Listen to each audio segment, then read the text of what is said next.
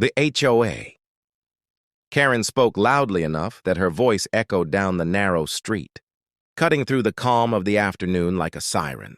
It started with a complaint about trash. Bins, hers always did, but the sharpness in her tone carried farther.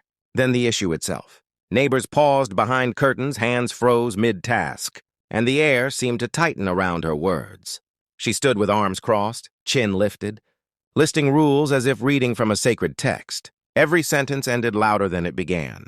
The first woman came out of her house across the street, wiping flour from her hands, confusion written on her face.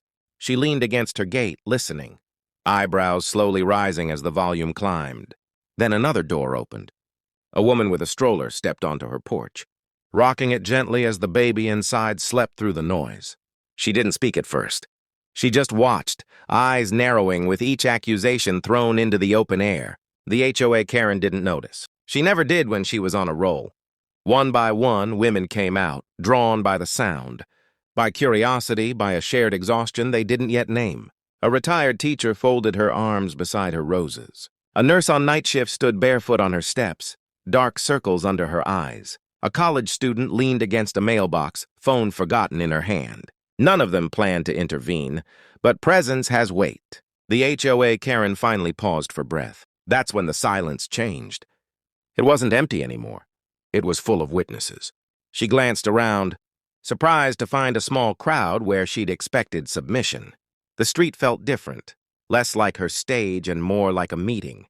Someone spoke calmly, then another. Not shouting, not arguing, just correcting. Questioning, refusing to be talked over. The volume didn't rise. It settled. The Karen tried to regain control, but her words landed softer now, absorbed by a wall of steady attention. What happened next wasn't dramatic. No police cars, no viral moment. Just a slow shift. The women didn't gang up. They stood firm. The rules were discussed instead of declared. The bins were still there, the street unchanged, but something important had moved. When the HOA Karen finally walked away, her heels clicked louder than her voice had been at the end. Doors closed one by one. Life resumed. Yet the street kept a quiet memory of that afternoon, of how sound can summon people, and how unity doesn't need to shout to be heard.